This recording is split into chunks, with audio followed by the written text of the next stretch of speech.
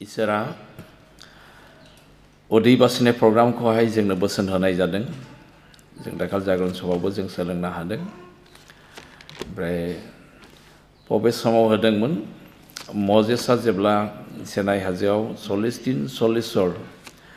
इसोरजों लोगोसे दङमोन जे समाव 10 आयगाखौ होदों आरो बेजों लोगोसे गोबां आयगाफोरखौ होनाय जादों बे समावनो इसोरा मजेसनि गेजेरजोंहाय बे उदै बासिनाय प्रग्रामखौ होनाय जादों बेखौ जों सोलोंबोदों आरो बाइबेलावहाय जेब्ला जों फरायनानै नायो प्रथम उदै बासिजेननायखौ जों मजेसखौ जों नुनो हायो आरो बिनि उनावहाय इसोरा मजेसनि गेजेरजों उदै बासिनाय प्रग्राम जोंनो होनायखौहाय जों नुनो हायो दा इसोरनिनो बोसोन ओमफ्राय इसोरा गोबां दिनफोर थानानै उदै बासिनांगौ बो बोसोन होनाय गैया जोङो 7 मासनि अखाफोरनि 10 दिनावहाय सानसेखिनि उदै बासिनो थोननाय दङ बेयो जाबाय पापनिफ्राय गहोजानायखौ मोनो प्रायश्चित खालामजानायखौ मोनो बोसोराव खेबसे बेखौहाय खालामनाय जायोमोन जों बेखौहाय बिसान बिजाब लेबि बिजाब बेवहाय फरायोब्ला जों नुनो मोनो आं बिसान बिजाबनिखौहाय बुंनो हास्थायदों बिसान बिजाबनि 29 अध्याय 7 निफ्राय जोङो 11 सिम फरायब्ला जों बेहाय नुनो मोनो बे सेनाइ हाजोआवनो इसोरनि होनाय बे बोसोन ओमफ्राय 9 दिन हाबनायजों लोगोसे जुरुनि खालामनो थोनदों बेनिफ्राय 10 दिनाव सानसे सान हाबजासे बेखौ खालामनो थोननाय जादों ओमफ्राय बिदिनाव मोसौ मासे बोरमा मेन्दा मासे बेफोरबादि बुलि होनानै इसोरनो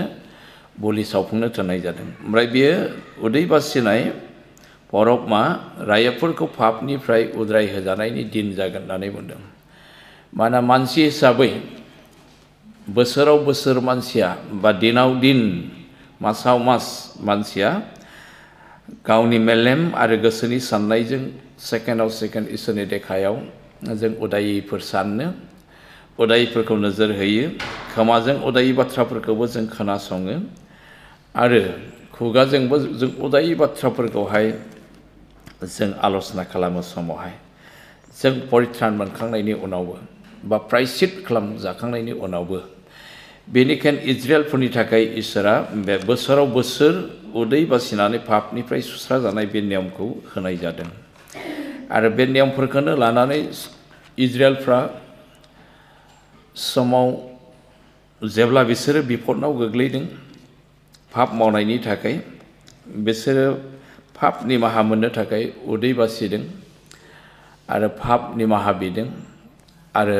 निदानिफ्राय रैखा मोननो थाखाय बिसोर आरज खालामदों आरो इसोरा बिसोरनि पापफोरखौ निमाहा खालामदों आरो निदानिफ्रायबो रैखा खालामदों जों बेबायदि गोबां जाथाय जानायफोरखौ इजराइलफोरनि गेजेरावहाय जों नुनो हायो आरो माखासे नाबिफ्रा बे इसोरनि होनाय बोसोनखौ लानानै गावनि गोसो जानाय बादि सोरबाबा 40 दिन गाहाम थादों मजेसआ 40 दिन बियो खेबथामसिम थानाय जादों आरो एलिजायाबो 40 दिन बे खेबसे थानाय जादों आरो जिसु ख्रिस्ट'आ 40 दिन बियो थानाय जादों बेखौ जों बाइबेलावहाय जों नुनो हायो आरो पौल रमाव जेब्ला लांजादों नावआ जेब्ला सागरनि ढौजों साग्लोबजादों रैखा मोननो थाखाय बिसोर 14 दिन जाया लोङा बेवहाय थादों आरो दानियेल बियो 21 दिन मोजां खाजा जायालाबानो जाब जुब देहाल' लाखिनो थाखाय बियो खाजा जानानै 21 दिन बियो उदै बासिदों बेखौहाय जों बाइबेलावहाय जों नुनो हायो आरो जोङो डेभिड गावनि बिसा जब्रा जानाय समाव इसोरा जेन बेखौ सोखायो बिनि थाखायबो बियो 7 दिन उदै बासिनाय डेभिडनि उदै बासिनायखौ जों नुनो हायो आरो बियो गावनि लोगोफ्रा जब्रा जेब्ला जायो अब्ला जब्रानिफ्राय सोखाजानायखौ जों मोननो हायो बिनि थाखायबो बे उदै बासिनाय आरज खालामनायखौ जों नुनो हायो बेफोरबादि उदै बासिनायखौ जों नुनो हायो खिन्थु नोङो 40 दिन उदै बासिनांगौ 10 दिन उदै बासिनांगौ होननानैहाय इसोरा डाइरेक्ट होनाखै पाप प्रायश्चित मोननो थाखाय सानसेखिनि उदै बासिनाय थोननाय दङ ओमफ्राय बे उदै बासिनो थोननायखौ लानानैसो बांसिन इसोरनि अननायखौ मोननो इसोरनि आशीर्बाद मोननो थाखाय माखासे मानसिफ्रा बेबायदि गोबाव सम लानानै दाहा खालामनाय उदै बासिनायखौ जों बाइबेलावहाय जों नुनो हायो। इस्टेर आरो मर्दखय बिसोरबो फोजोबस्रांजानो नागिरनायावहाय रैखाथि मोननो थाखाय सानथाम हरथाम उदै बासिनायखौहाय जों बाइबेलावहाय जों नुनो हायो। दा जों बे बाइबेलनि गेजेरनिफ्रायनो मोनसे बिषयखौ आं फरायनानैहाय सोलोंलायनो हास्थायदों, इज्रा बिजाबनिफ्राय लानो थाखाय हास्थायदों। मानोना इज्राया बेवहाय जों प्रतिजन ख्रिस्टियान न'खरनि थाखाय मोजां परामर्श होनाय बादि जादों, गावनि लोगोफोरनो परामर्श होनायजों लोगोसे आरो गावबो लोगोसे थाफानायजों लोगोसेनो जों ख्रिस्टियान न'खरफोरनि थाखाय बे मोनसे मोजां परामर्श होनानै लिरना गालांनाय बादि जादों। जों इज्रा बिजाबनि 8 अध्याय 21निफ्राय जेब्ला जों फरायो तेज पदसिम अब्ला जों बेहाय जों नुनो हायो। ओमफ्राय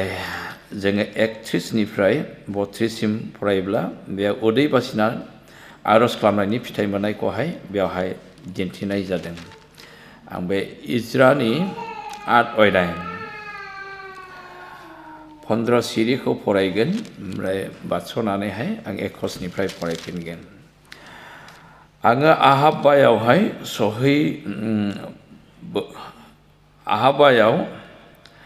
बोहैलांनाय दैमा सेरावहाय बिसोरखौ ज' जाहोबाय आरो बेयाव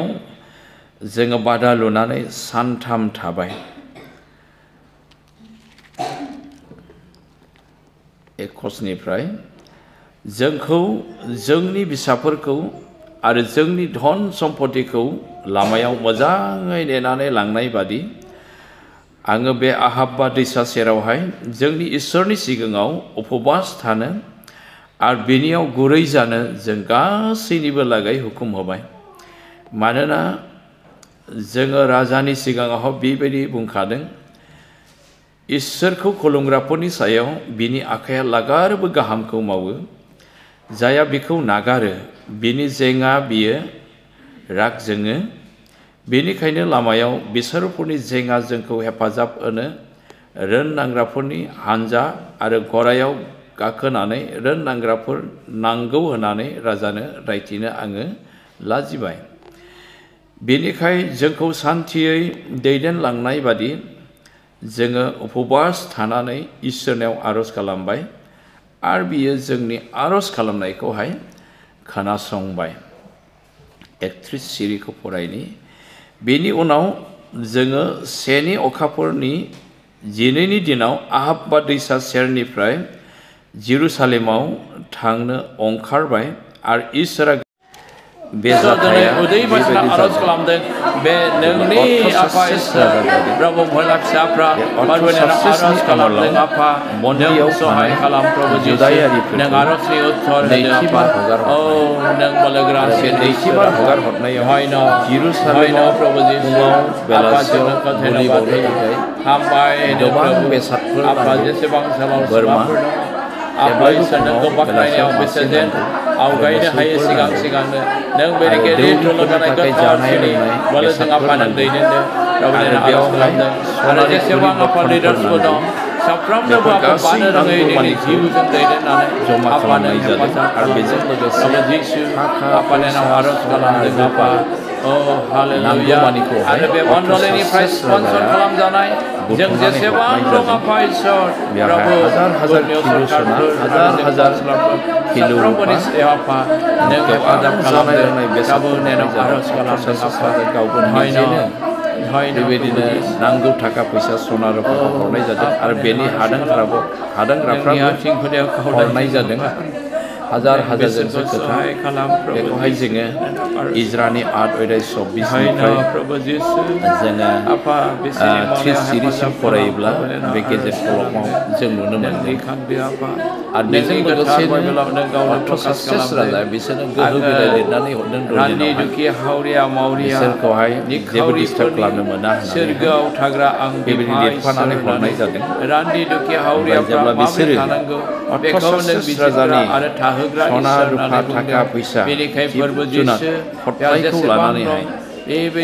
बिसोर जात्रा खालामदों बे समाव बिसोरनि थाखा फैसा सना रुपा हाजार हाजार केजि बे सम्पतिखौ लानानै जेब्ला बिसोर जात्रा खालामदों गथ' गथायखौ लानानै मोसौ बोरमा मेन्दा गासैखौबो लानानै जेब्ला जात्रा खालामदों अब्ला बिसारुफ्रा बेखौ खोनानायजों लोगोसे सेख'नानै लाखिनो थाखाय हाग्राबारियाव बिसोरखौ जमनानै थादोंमोन जमनानै थादों ओमफ्राय बे खबरखौहाय इजराया आरो इजराजों लोगोसे थांफानाय गथै जिहुदिफ्रा खोनानो मोनदों आरो गिदों ओमफ्राय बिसोरो गोसोखांदों दैदेनलांग्रा हेफाजाब आर'ज खालामजानो राजानिफ्राय दावहा नांग्रा बिनांगौसोनानै खिन्थु इजराया लाजिखांनाय मोनदों मानोना अर्थ'सासेस राजाया सिगांनो सोंनाय जादोंमोन नोंसोरखौ गोलाव लामायाव दैदेनलांनो थाखाय बिसारुफोरनि जेंना गसंनानै बिसारुफोरखौ फेजेननो थाखाय बेसेबां थाबायनानै दावहा नांग्रा नोंसोरनो नांगौ आरो गरायाव गाखोनानै दावहा नांग्रा बेसेबां दावहा नांग्रा हान्जा नोंसोरनो नांगौ अर्थ'सासेस राजाया बिसोरनाव सोंदोंमोन खिन्थु बे समाव इजराया बुंनाय जादों बियो बुंदों इसोरखौ खुलुमग्राफोरनि सायाव बिनि आखाया लागारबो गाहामखौ मावो इसोरा जोंजों लोगोसे दङ आरो इसोरा जोंजों लोगोसे थानायखायसो जों दा उदांस्रि मोनबाय आरो जेरुसालेमखौ लुखांफिननो फसंफिननो जों मोनबाय दाबो बे नैथिबार जोंनि जात्रायाव इसोरा जोंखौ दैदेनगोन जोंखौ रैखाथि खालामगोन हेफाजाब खालामगोन जोंनो दावहा नांग्रा जोंनो नांलायलाया होननानैहाय इजराया बुंथिनाय जादोंमोन गावनि बुंनायखौ लानानैनो उनावहाय बियो थांफिननानै दावहा नांग्राफोर हान्जाखौ बिनो बिलाजिदों ओमफ्राय बे गावनि रायफोरखौ लानानैहाय आहाब बा दैसा सेरावहाय बेवहाय बादा लुनानै सानथाम बिसोरो थादों होननानै बुंदों 15 सिरियावहाय बिसोरो बेयावनो सानथाम थादों बिसोरनि बेयाव सानथाम थानाया जाबाय उदै बासिनानै इसोरनाव आर'ज खालामनो थाखाय बिसोरो सानथामनि थाखाय बेयाव थानो उन्दुनो थाखाय बिसोर बादा बानायदों आहाब बा दैसा सेराव ओमफ्राय बेयावनो इजराया साफ्रोमखौबो उदै बासिनो हुकुम होनाय जादों बियो बुंदों जोङो जोंनि थाखाय होननानै बुंदों आरो गथ'फोरनि थाखाय होननानै बुंदों आरो जोंजों लोगोसे थाफानाय सम्पतिफोरनि थाखाय जों उदै बासिनि होननानै बुंदों जों उदै बासिनि इसोरा जेन जोंजों लोगोसे थानानै जोंखौ रैखाथि होयो जोंनि फिसाफोरखौ जों रैखाथि होयो जोंजों लोगोसे थानाय धन सम्पति थाखा फैसाखौ जेन इसोरा रैखाथि होयो बेनि थाखाय दे जों बेयावनो उदै बासिनानै इसोरनाव आर'ज खालामदे होननानै आहाब बा दैसा सेराव बिसोर सानथाम बेयावनो थानानै उदै बासिनाय जादों ओमफ्राय जेब्ला बिसोरनि उदै बासिनाय प्रग्रामा जोब्बाय अब्ला बिसोरो फोथायनायजों बिसोर आहाब बा दैखौ बारनानैहाय जेरुसालेमाव जात्रा खालामनाय जादों थाखा फैसा सना रुपा लानानै आरो गाव गावनि गथ' गथायफोरखौ लानानै बिसोर जात्रा खालामनाय जादों जों 31 सिरियाव फरायनानै नुदों बेवहाय जों फरायनानै नुदों बेसे सेरनि अखाफोराव बिसोर जात्रा खालामदों आहाब बा दै सेरनिफ्राय ओमफ्राय बिसोर जेब्ला जात्रा खालामदों सिखावफ्रा जमनानै दंमोन होननानै बुंदों खिन्थु बिसोर जमनानै थादोंमोनब्लाबो बिसोरनि सायाव आक्रमण खालामनो थाखाय बिसोर गोहो मोनाखिसै बिसोरनि थफ्ला थफ्लिखौ नुनानैब्लाबो बिसोर आक्रमण खालामनो बिसोर गोहो मोनाखिसै इसोरानो बिसोरजों लोगोसे थानायखाय बिसोर गोहो जायाखिसै इसोरा गावनि आर्फफोरनि जुगेदे बिसोरखौहाय जेरुसालेमसिम सान्तियै बिसोरखौ दैदेनलांनाय जादों होननानैहाय बेयाव इजराया बेहाय लिरनानै दोनदों सान्थियै दैदेनलांदों खुनु सिखावफ्रा बिसोरखौ आक्रमण खालामनो हायाखिसै बिसोरखौ सिगिनोबो हायाखिसै बिसोर धन सम्पति थाखा फैसाखौ सेख'नानै लाखिनोबो हायाखिसै बेहाय जों नुनो मोनदों सिखावफोरनि बिसोरखौ आक्रमण खालामनो साहस हायैया जाबाय उदै बासिनानै आर'ज खालामनायनि मोनसे गेदेर फिथाइ इसोरा बिसोरनो होदोंमोन दिनै बे जोंखौ फोरोंनो थाखाय बे खालामजाबाय जों ख्रिस्टियान न'खरनि गार्जेनफ्रा बिमा बिफाफ्रा जों गावनि जिबननि थाखायनो जों जेन धोरोमिया जिउ खांनायाव जों देरहासार जानो हायो धोरोमिया जिउ खांनायाव नानांसिम आनजाद परिखा जोंनि थाखाय गसंथेब्लाबो जों बेफोरखौ फेजेननानै बेनि गेजेरजों जेन जों धोरोमिया जिउ खांनायाव सेरेखि लांनो हायो बेनि थाखाय उदै बासिनानै आर'ज खालामनाया गोनांथि दं बेखौ इजरानि गेजेरजों इसोरा जोंनो मिथिहोनाय जादों आरो गथ'फोरनि थाखायबो जों सम लानानै गथ'फ्रा जेन सैताननि नानाखि आनजाद परिखायाव बिसोर जेन देरहानो हायो आरो देरफुनाय बे बैसो सोरेलनि लुबैनाय अबिलास बेफोरखौ फेजेननानै जोंनि गथ' गथायफ्राबो सोलोंथाइ लानायाव जेन जौगालाङो आरो सोलोंथाइ लानायाव गोबां आनजाद परिखा फैनाय समावबो बिसोर जेन देरहानो हायो बेनि थाखाय गथ'फोरनि थाखायबो सम लानानै जों उदै बासिनानै आर'ज खालामनाया जोंनि थाखाय गोनांथि दंथारो बेनि थाखायनो बे बाइबेलाव बे बेरखांनानै थादों आरो धन सम्पति थाखा फैसा बेनि थाखायबो जोङो उदै बासिनानै धन सम्पति थाखा फैसायाबो दुष्ट सिखावफोरनि आखाइनिफ्राय दाखुफोरनि आखाइनिफ्राय गाज्रि मानसिफोरनि आखाइनिफ्रायबो जोंनि धन सम्पतियाबो जेन रैखाथि मोननो हायो जेन जोंनि धन सम्पति बारि बागान थाखा फैसानि सायाव आखाइ होनो गोसो जाब्लाबो दुष्ट मानसिफ्रा जेन आखाइ होनो हाया इसोरनि रैखाथिया जेन जोंनि धन सम्पतिनि बारि बागाननि सायावबो जेन इसोरनि रैखाथिया जेन थायो बेनि थाखाय उदै बासिनानै आर'ज खालामनाया जोंनि थाखाय गोनां बेखौहाय इजराया जोंनो दिनै फोरोंलांबाय इसोरनि जिउनि बोलोजों बेनिखायनो जोंबो बेखौ खालामनाया एकदम गोनांथार महिला बिमाफोरखौ हामबाय होदों बे प्रग्रामखौ खालामनायनि थाखाय जों प्रतिजन ख्रिस्टियानफ्रानो जों देरहासार जिउ खांनोब्ला बे उदै बासिनाया गोनांथार जोङो बाइबेलावहाय जों नुनो हायो सैताना बे गावनि गारजानाय बोथोरा गुसुं समखाय बेदिनो ख्रिस्ट'खौ फोथायग्रा साफ्रोमबो मानसिफोरखौहाय आद्रि खालामनो पापआव खोख्लैनो थाखाय बे राग जोंनानै आक्रमण खालामनो थाखाय बेयो ओंखारबोबाय होननानै बाइबेला जोंनो मिथिहोदों जोङो नुजाहोजानायनि 12 आयदाय 12निफ्राय जेब्ला फरायो अब्ला जों बेहाय नुनो हायो बेनिखायनो नख्रांफोर आरो बेफोराव थानायफोर नोंसोरो रंजादो हाबाब पृथिबी आरो संसारहा मानोना सैताना गेदेर जोंफ्रुनायजों नोंसोरनियाव ओंखारलांबाय मानोना बे मिथिगौ बोथोरा बिहा एसेल' दं होननानै दिनै बै समावबो जेब्ला बियो दावहा नांनानै सोरगोनिफ्राय जोख्लाय जादों बे रागजों बे फैदों आरो बे रागजों फैनानै इसोरजों सोरजिजानानै दोनजानाय एडेन बारियाव प्रथम सोरजिजानाय मानसिखौ बे पाप मावहोनानै इसोरनि अननायनिफ्राय गोजानावहाय बेखौहाय लांनाय जादों अब्लाबो इसोरा दिनै जोंखौ नागाराखै गावनो मानसि महर जानानै बे मुलुगाव सारि जाफैबाय आरो जोंखौ अनोखाय गावनि जिउ आरो थैखौ बोहैहोनानै दान होनानै बेयो जोंखौ पापनिफ्राय गनायनि बेबस्था होबाय दा बे पापनिफ्राय गहोजानाय मानसिफोरनि सायाव सैताना जेब्लायबो नायनो हाया जेब्लायबो रागा जोङो बे रागाजों बे आक्रमण खालामनो थाखायहाय बे जेब्लायबो गिदिंबायो जों प्रथम पितरनि 5 आयदानि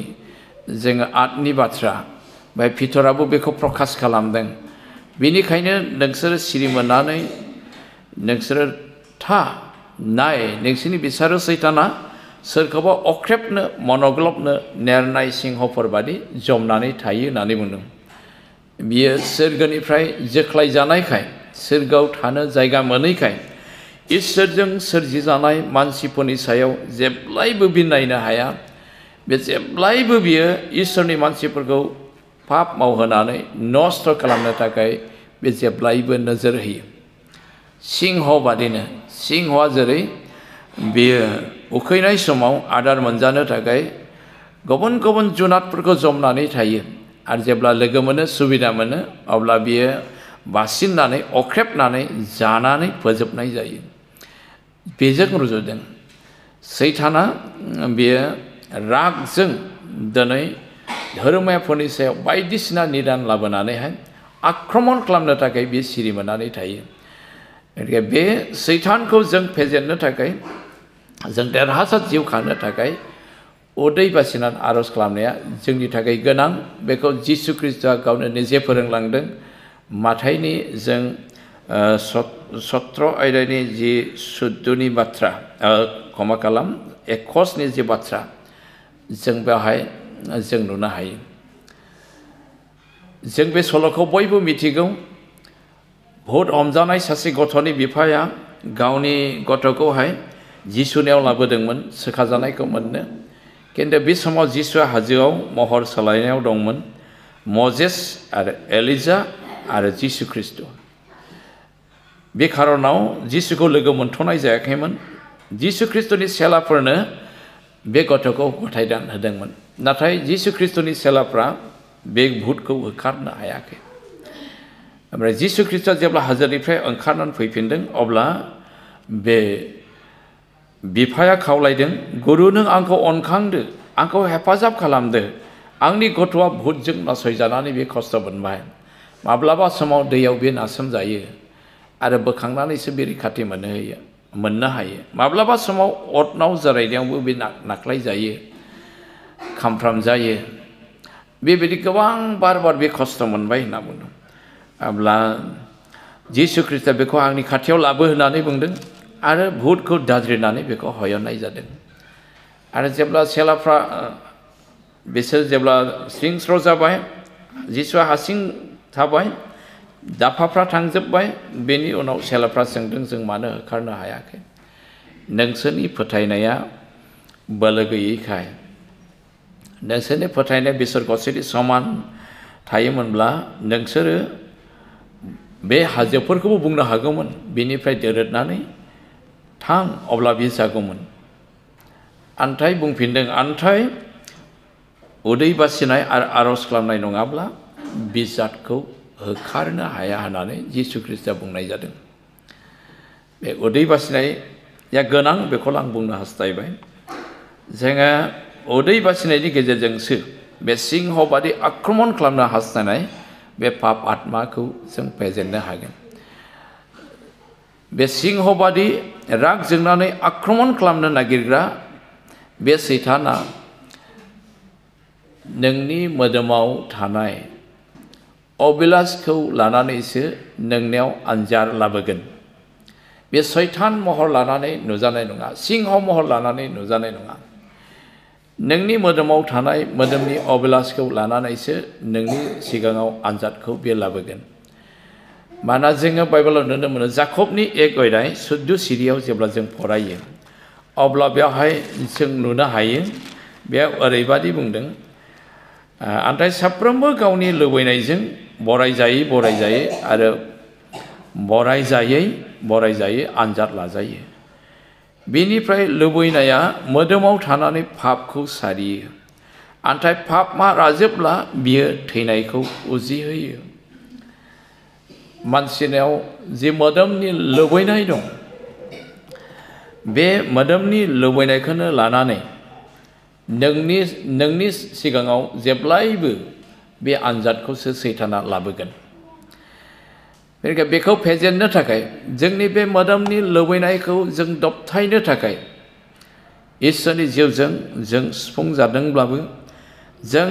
मोदोमनि लुबैनाय अबिलासखौ दबथायनो थाखाय, जिउआव जों बोलोगोरा जानो थाखाय जों उदै बासिनाया, आर'ज खालामनाया जों गावनि थाखायनो गोनां। मानोना बेवहाय बुंदों नै साफ्रोमबो मानसिफोरनाव मोदोमनि लुबैनाया थानानै बे मोदोमनि लुबैनायानो आनजाद लायो बरायो मानो पाप मावहोनो थाखाय जेब्ला नों बेजों बराय जाबाय अब्ला बियो मोदोमनि लुबैनाय नोंनियाव थानानै नोङो सैताननि आनजादाव नों गोग्लैगोन सैताननि आनजादाव नों गोग्लैगोन बेनिखायनो बे सैताननि आनजादाव जों गोग्लैयै बादि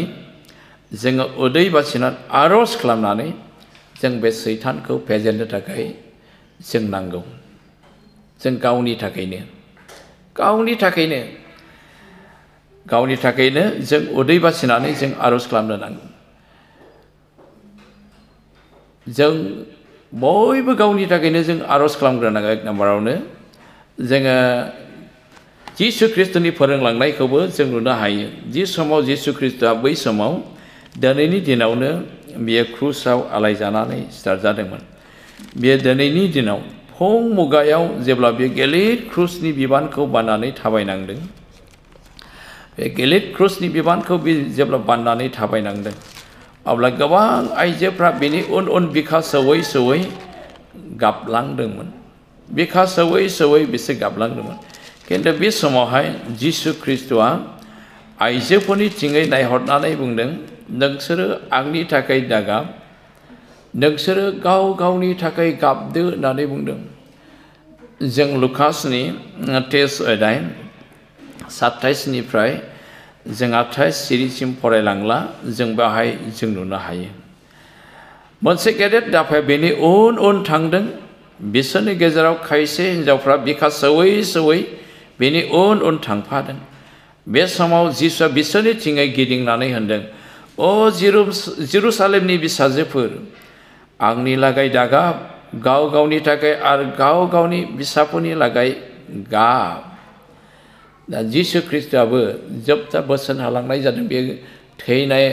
थैनायसै समनि सिगां क्रुसाव आलायजानायनि समनि सिगां गिलिर क्रुसनि बिबान बाननानै थाबायनाय समाव जेब्ला फुंनि मुगायाव कुरेनियानि सिमननो क्रुसखौ बानहोबाय बेनि उनाव जिसुआ आइजोफोरनि थिंजाय नायहरनानै बे बाथ्राखौ बुंनाय जादों ओ जेरुसालेमनि फिसाजोफोर होननानै बुंदों जेरुसालेमनि फिसाजोफोर आंनि लागै दागाब गाव गावनि थाखाय गाबदो होननानै बुंदों गाव गावनि थाखाय गाबदो साफ्रोमबो न'खरनि बिमा बिफाखौनो होन हौवासा बा हिन्जावसाफ्राखौनो होन परित्रान मोननाय जों जेसेबां जिसुखौ लोगो मोनबाय जों परित्रान मोननाय साफ्रोमखौनो जिसुआ बेखौ बोसोन होनाय जादों जोङो उदै बासिनानै गाव गावनि थाखाय जों आर'ज खालामनो नांगौ मानोना मानसिनाव मोदोमनि जि लुबैनाय दं बे लुबैनायजों जेब्ला नोङो दैदेन जागोन बे लुबैनायखौ जेब्ला नों दबथायनो हानाय नङा अब्ला बे लुबैनाया नोङो थाखा फैसानि लुबैनायावबो गोग्लैनो हागौ मोदोम सोलेरनिखौ गोजोन होनो थाखाय हामलायनायावबो बियो नोंखौहाय खोख्लैनो हागौ केसिम मानसिनावहाय लुबैनाय दङ बेफोरबायदि बेनिखायनो बेखौ दबथायनो थाखायहाय जोङो उदै बासिनानै आर'ज खालामनाया जोंनि थाखाय गोनां बेखौ बाइबेला जोंनो फोरोंनाय जादों बेनिखायनो जों सम लानानै बेबायदि उदै बासिनाया एकदमबारे गोनांथिथार धन्यबाद होदों बे मण्डलिनि आइजो बिमाफोरखौ जेब्लायबो उदै बासिनानै आर'ज खालामफ्लायनायनि थाखायहाय हामबाय होदों इसोरा बांसिन बोर होथों बांसिन आशीर्बाद होथों आरो जेब्लायबो देरहासार जिउ खांनो हाथों बेनि थाखाय इसोरनिसिम आर'जाव थादों बे मोदोमनि लुबैनायखौ नोङो दबथायनो हागोन इसोरनि जिउजों दैदेनजानानै उदै बासिनायनि गेजेरजों मानोना मानसिनाव बे मोदोमनि लुबैनाय अभिलाषा जेब्लायबो थायो बेनिखायनो रमनि 8 सिरियावहाय बुंनाय जादों नोंसोरो मोदोमनि लुबैनायजों दैदेनजायोब्ला थैथारगोन होननानै बुंदों थैथारगोन माने पाप मावनांगोन ओमफ्राय गाहायाव बुंदों गोथार जिउनि बोलोजों नोंसोरनि गासै पापनि आखुफोरखौ नागारथारोब्ला नोंसोरो थांनानै थागोन जों गोथार जिउजों दैदेनजायोब्लासो गासै पापनि आखुफोरखौ जों नागारनो हायो आरो जों आत्मिक जिबनाव जों थांनानै थानो हागोन आरो जायफ्रा उदै बासियो बिसोरो बेबायदि देरहासार जिउ खांनो हागोन जों जिसु ख्रीष्टनि बुंनाय बाथ्राखौ लानानैनो जों बेखौ जों गोसोआव लानि जों प्रथमावनो गाव गावनि थाखाय उदै बासिनांगौ बेखौ इजराया जोंनो फोरोंबाय ओमफ्राय द्वितीयथे जोङो गावनि फिसाफोरनि थाखाय आरज खालामनांगौ उदै बासिनानै बेखौ इजरा फोरोंबाय आरो जिसु ख्रीष्टआबो जेब्ला बियो बुग्लिजादों क्रुसाव होनो लांजादों बे समावबो जिसु ख्रीष्टआ बिमा बिफाफोरनि थाखाय बेखौ बोसोन होबाय जों गाव गावनि थाखाय आरज खालामनांगौ आरो बिसाफोरनि थाखाय आरज खालामनांगौ बेखौ जिसु ख्रीष्टआ बोसोन होबाय जों इजरानि बोसोन होनाय आरो जिसु ख्रीष्टनि बोसोन होनायखौ लानानै मोनसे खालामनि इजराया उदै बासिनो थिनदों गथ'फोरनि थाखाय जिसु ख्रीष्टआ आरज खालामनो थिनदों गथ'फोरनि थाखाय मानोना बे गुसुं समाव सैताना बोलोग्राहै बियो खामानिखौ मावगोन बे ख्रीष्टनियाव थायै झलाव सिख्ला गथ' गथायफोरखौ लानानैनो बिसोरखौहाय पापआव खोख्लैगोन आरो गाज्रि गाज्रि खामानि मावहोगोन पौला थिमथि जोहोलावनो लिरहरनाय बादिनो द्वितीय थिमथि जों 3 अध्यायनिफ्राय फरायोब्ला जों बेवहाय जों नुनो हायो जों बेखौ बयबो जों गोसोआव दङ जों जेब्लायबो जों सोलोंलायो फोरोंलायो बे बाथ्राफोरखौ लानानैनो जोङो बेवहाय जों बयबो मिथिगौ जोबनायनि दिनफोर बेहाय दिन्थिदों द्वितीय थिमथिनि 3 अध्याय 1 निफ्राय जेब्ला जों फरायो 9 पदसिम बेहाय जों नुनो हायो बेखौ मिथिदो होनना बुंदों गोब्राब बोथोरफ्रा जोबनाय दिनफ्राव सफैगोन मानसिफ्रा गावखौल' अनग्रा थाखाखौ अनग्रा थिफुला दुगा बासिग्रा बिमा बिफाखौ मानियै आमबाय होनाय गैयै गोथार नङै अननाय गैयै बेंज्लायनाय गैयै बानसावग्रा बिमा बिफाखौ मानियै आरो हामबाय होनाय गैयै बेबायदि जोलाव सिख्लाफोर ओंखारगोन होननानै बुंदों आरो गाहायाव जों जेब्ला फरायलाङो बेबायदि दुगां गोसोनि दुथां गोसोनि मानसिफोर ओंखारगोन मोजांखौ बिसोरो मोजां मोननाय नङा मोजांखौ बिसोर अननाय नङा गाज्रिखौसो मोजां मोनसिनगोन आरो गाज्रि मावग्राफोरखौसो बाख्नायगोन दा मानसि सिथारग्राखौ मानसिफ्रा गियो आरो रायलायो डेन्जार आमोखाया दा जेरै दावहा नांगासिनो दं जायहा बोलोग्रा अस्त्र बाहायनो हायो बिसोरखौ रायलायबाय थानो मोजां मोनो खालि गावथारलायनाय सिथारलायनायखौसो रायलायनो दा मोजां मोनो जिबना बासायजानांगौ बिसारफ्राबो बासायजानांगौ बिसारफोरनोबो गाहाम रादाब फोसावनांगौ बेखौ माब्लाबाबो दिनै रायलाया गावलायनाय मानसि सिथारलायनाय गिदिर गिदिर अस्त्र बाहायनाय बेखौल' रायलायो बांसिन बेखौ मोजां मोनो रायलायनो बेबायदि गोब्राब बोथोर दा बेबायदि सोलिगोन बेखौहाय पौला थिमथि जोहोलावनो लिरहरनाय जादों आरो एफेसस मण्डलाव थानाय गासै मानसिफोरनि थाखायनो बेखौहाय लिरहरनाय जादों बेनिखायनो जोङो उदै बासिनानै जों आरज खालामनांगौ इजराया जोंखौ फोरोंदों जोंनि गथ'फ्रा जे बिमा बिफानि बोसोन मानियै जेन जानानै थाया जोंनि गथ'फ्रा बेबायदिनो डेनराइट सोबग्रा आरो ड्राग बिजि लाग्रा जेन जाया ड्राग टेब्लेट जाग्रा जेन जाया जौ लोंग्रा जेन जाया बेबिसारि खालामनायाव गोसो होग्रा जेन जाया आरो बिमा बिफानि थाखा फैसाखौ डिमान्ड खालामनानैहाय पापआव बाहायहैग्रा जेन जाया बेनि थाखाय जों जोंनि फिसाफोरनि थाखायबो जों आरज खालामनांगौ बेखौहाय बाइबेला जोंनो दिन्थिदों दिनै गाबोन जि मण्डलिफ्राव बिमा बिफाफ्रा उदै बासिनाय गैया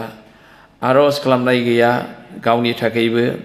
बे न'खरफ्रा दिनै गोग्लैलांगासिनो दङ आरो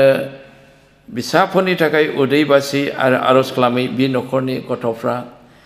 दिनै गाज्रियाव आगान सुरगासिनो दं लोंलुंनाय जाग्लुंनाय फेग्लुंनाय गाज्रि खामानि मावनाय बेयावल' आवगायलांगासिनो दं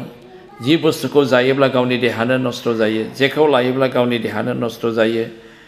बेफोरखौ लागासिनो दं आरो देहा नस्थ' जालांगासिनो दं आरो थैलांगासिनो दं बेबायदि जागासिनो दं बेनिखायनो नोंथांमोनखौ हामबाय होदों नोंथांमोना बेबायदि उदै बासिबाय थानायनि थाखाय आं सानो नोंथांमोननिफ्राय बेबायदि निसा बुस्थु बाहायग्रा आरो निसा बिजिफोर लाग्रा बेबायदि दिनै ओंखाराखै बे जाबाय उदै बासिनानै आर'ज खालामनायनि मोजां फिथाइ सैताना नोंथांमोननि बे मनलिखौ नस्थ' खालामनो नोजोर होदोंब्लाबो दिनै इसोरा हगाराखै मानो उदै बासि बासि आर'ज खालामनायखौ लानानै जायफ्रा दिनै उदै बासिदों बिथांमोननि बे आर'जखौ लानानै इसोरा दिनै बे मण्डलिखौ बेंथानानै लाखिदों आरो इसोरा दिनै दैदेनगासिनो दङ आरो हगारनायबो नङा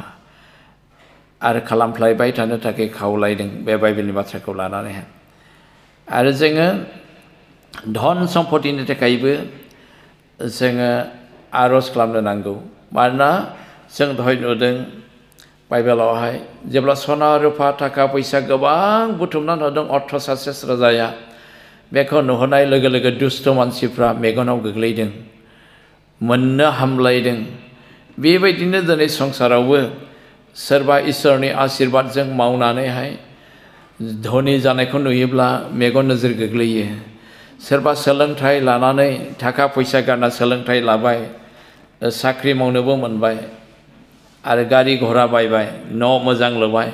बेखौ नुनानैबो संसाराव थानाय सैताननि जिउजों दैदेनजानाय मानसिफ्रा दिनै मेगन नोजोर होयो जेरै इज्रा मोना जेब्ला सना रुफा थाखा फैसा लानानै जेरुसालेमाव जात्रा खालामनाय समाव बिसोरनि थाखा फैसा सना रुफाखौ मेगनाव गोग्लैदों अब्ला बेखौ सेनानै लाखिनो थाखाय नोजोर होदों बेनिफ्राय जों रैखा खालामो बेनि थाखाय इज्राया उदै बासिदों आरो थारैनो मेगन नोजोर गोग्लैदोंमोनब्लाबो बिसोरो गावसोरनि जमनायनि गेजेरजों थांदोंमोनब्लाबो बिसोर आखाइ होनो हायाखै इसोरा बिसोरजों लोगोसे थानायखाय दिनै जोंनि धन सम्पदायावबो जेन सैताननि आखाइया जेन गोग्लैया सैताननि आखाइ जेब्ला गोग्लैयो धन सम्पदाया जोबस्रांलाङो बेमार आजार जागोन गथ'फ्रा दुष्ट जागोन आरो डिमान्ड खालामग्रा जागोन बेमार आजार जागोन गारोङै जागोन बेमारफ्रा अब्ला नोंनि बुथुमनानै दोननाय थाखाफ्रा जोबलांगोन खहा जागोन फानब्रुन फानब्रान खालामनांगोन बेबायदि सैताना आखाइ होनानै फोजोबस्रांनो हास्थायो बेनिखायनो जोङो इसोरनि आशीर्बादजों मावनानै मोननाय जोंनि थाखा फैसा धन सम्पति बारि बागाननि सायावबो जेन सैताना आखाइ होनो हाया बेनि थाखायबो जों उदै बासिनानै आर'ज खालामनांगौ इसोरा बेखौ जोंनो फोरोंदों गावनि नाबिफोरनि गेजेरजोंहाय फोरोंनाय जादों बेनिखायनो जों बेखौबो जों बावनो नाङा जों जब बिजाबाव जेब्ला नायो सैताना जे बेबायदि इसोर गिग्रा मानसिफोरनि धन सम्पतिनि सायाव नोजोर होयो बेखाय जब बिजाब 1 अध्यायाव जेब्ला जों फरायो अब्ला जों बाहाय जों नुनो हायो जेब्ला इसोरा सोरगोआवहाय आरफफोरखौ लानानैहाय बिसोरो आल'सना खालामदों बे समाव सैतानाबो बे सोरगोनि दर मोखाङाव गसंहैदों बाइबेला बेखौ जोंनो खोन्थादों जेब्ला सैताना सोरगोनि दर मोखाङाव गसंहैदों अब्ला इसोरा बेनाव सोंदों ओ सैतान नोङो पृथिबियाव सोर साबसेखौहाय नोङो बबेनिफ्राय फैखो होननानै सोंदों ओमफ्राय बे समाव सैताना बुंदों आं दासो पृथिबिखौ गिदिंख'नानै फैदों होननानै बुंदों ओमफ्राय बिनि उनाव इसोरा बुंफिनदों नों सोर साबसे आंखौ खुलुमग्रा नुखो बे समाव सैताना धोरोमियाफोरखौ इसोरनि सिगाङाव अस्वीकार खालामदों रावबो नोंखौ गिग्रा धोरोमिया मानसि गैया सासेबो गैया होननानै बुंदों ओमफ्राय बे समाव इसोरा सैताननि सिगाङाव परिचय होदों उर हादरनाव थानाय आंनि लें जबनि सायाव नोंनि मेगना गोग्लैयाखैने होनना बुंदों आद सिरियावहाय गाहाय सिरियाव परबा सैतानाव सोंबाय आंनि लें जबा नोंनि मेगनाव गोग्लैयाखैने बेबायदि इसोरखौ फोथायग्रा इसोरखौ गिग्रा आरो इसोरनि बोसोन मानिग्रा इसोरनि उन उन आगान होग्रा बेबायदि सासेबो पृथिबियाव मानसि गैया होननानैहाय सैताननि सिगाङाव आफा इसोरा जबखौ परिचय होदों नोंखौ आंखौबो इसोरा बेबायदि परिचय होयो जों जुदि जब बादिनो सैथोथाव थायोब्ला जब बादिनो गोथार जीवन जापन खालामोब्ला जब बादिनो धोरोमिया जिउ खाङोब्ला जब बादिनो मोनफ्रोमबो बिषयाव जों इसोरखौ गोसोखांनानै खामानिफोरखौ मावोब्ला आरो जब बादिनो इसोरनि उन उन आगानफ्रावबो जों थाबायोब्ला अब्ला नोंखौ आंखौबो बियो परिचय होयो जायनि थाखाय जिसु ख्रीष्टआ गावनो निजेनो बुंदों जाया आंखौ फोलागोन आंबो सोरगोआव आफानि सिगाङाव आरफफोरनि सिगाङाव बेखौ फोलागोन जाया आंखौ सिखार खालामगोन आङो बेखौ आफानि सिगाङावबो सिखार खालामगोन परिचय होगोन आरफफोरनि सिगाङावबो बेखौ परिचय होगोन होननानैहाय बाइबेलाव जिसुआबो बुंदों दा बेबायदिनो इसोराबो जबखौ सैताननि सिगाङाव परिचय होदों बियो जबमाखौबो अधर्मिया दिन्थिदों इसोरनि सिगाङाव दिनैबो बेबायदिनो जिसुखौ फोथायनानै धोरोमिया जानाय मानसिखौहाय इसोरनि सिगाङाव अधर्मिया परिचय होनो थाखाय बियो नाजायो बेनिखायनो सैताना जेन जोंखौहाय बेबायदि इसोरनि सिगाङाव अस्वीकार खालामनो हाया अधर्मिया होननानै परिचय होनो हाया जेन इसोरा जोंखौ सैताननि सिगाङाव बियो आंनि सासे धोरोमिया आंनि फिसा होननानै जेन परिचय होयो नोंनि आंनि थाखायहाय बेनि थाखायहाय आरो जिसु ख्रीष्टआबो जोंखौ गावनि बिफानि सिगाङाव आरफफोरनि सिगाङाव जेन जोंखौ परिचय होयो बेनि थाखाय जों जबबादिनो जों आगान सुरनि आरो गाहायावहाय सैताना बुंफिनदों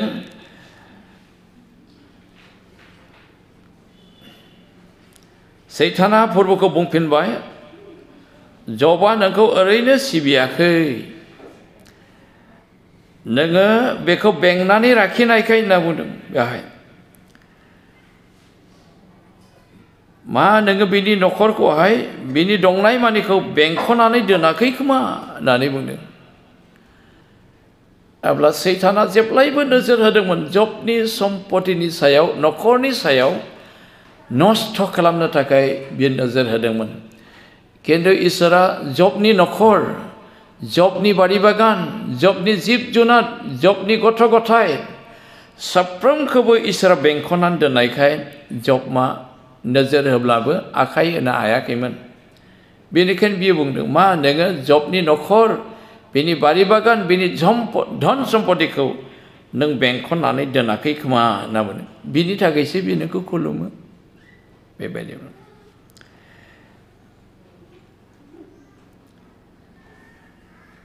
बिनि मावनाय मानियावनो नों बोर होआखै खोमा होननानै बुंदों बेनि गासैबोनि सायाव नों बोर होनायखायसो नोङो नोंनि होनाय गासै सम्पतिफोरखौ बिनि मेगनावनो नों बोखारनानै होसाय होननानै अब्ला बे नोंखौ नागारगोन अब्ला सैताननि बे बुंनायजों मिथिनो हायो जबनि सायाव बे मेगन सानानै बे जबखौहाय लासार खालामहोनो हास्थायदों इसोरनि सिगाङाव बोखारनो थोनजोबदों अब्ला नोंखौ नागारगोन होननानै बेनि बुंनायजों जों बुंनो हायो सैताना जबनि धन सम्पतिफोरखौ आखाइ होनानै फोजोबस्रांनो हास्थायदोंमोन किन्तु इसोरा बेंनानै दोननायखाय आखाइ होनो हायाखै बेंनानै दोननायखाय आखाइ होनो हायाखै अब्ला इसोरा बुंनाय जादों दे बियो नोंनि आखायावनो दं किन्तु नों बिनि मोदोमखौ आखाइ होनो मोना अब्ला बियो अधिकार मोननाय लोगो लोगोनो बियो मा खालामदों लोगो लोगोनो बियो सानसेयावनो बिनि फिसाजोफोरखौ सिथारनाय जादों फिसाज्ला देरसिननि जोनोमनि सान भज फालिनायावहाय आरो हाल एवफुनाय समावबो आरो मोसौ हानजा गुमैनाय समावबो सानसेयावनो गासैखौबो सिथारजोबनानैहाय सेनानै लांहोदों जिब जुनारफोरखौहाय बेनिफ्राय साफा साफाल' गदों खबर लाबोनो थाखायहाय नै बेबायदिनो सैताना इसोरखौ खुलुमग्रा न'खरफोरनि सायावहाय जेब्लायबो नोजोर होयो गथ'फोरनि सायाव आखाइ होनो धन सम्पतिनि सायाव आखाइ होनो जोंखौ नस्थ' खालामनो बेनि राग जोंनाया बोराबनाया जेब्लायबो इसोरनि बिरुद्धि इसोरनि फिसाफोरनि बिरुद्धि मोदोमनि सायाव आखाइ होनो हाया सम्पतिनि सायाव आखाइ होनो हास्थायगोन नोंनि न'आव बुथुमनायनि सायाव आखाइ होनो हाया नोंनि बाहेरायाव थानाय बारि बागाननि सायाव आखाइ होनो सेस्था खालामगोन नोंनि बारि बागाननि सायाव आखाइ होनो हानाय नङा नोंनि फोथाराव दोननाय गुमनाय खानानै दोननाय जिब जुनारनि सायावबो आखाइ होनो बे नोजोर होगोन सैताना बेबायदि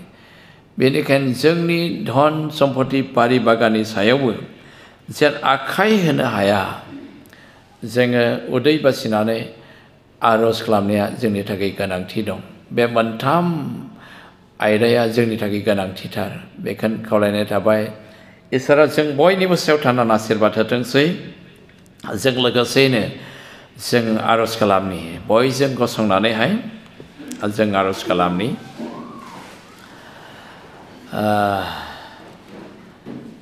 जों इसोरखौ हामबाय होनि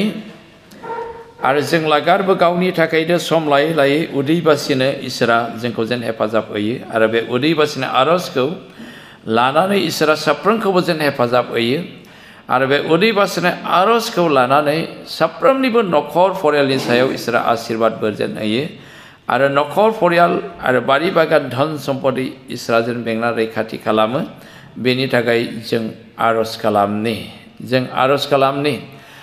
जों लोगोसेयैनो जों आर'ज खालामगोन जों बयबो लोगोसे जों आर'ज खालामनि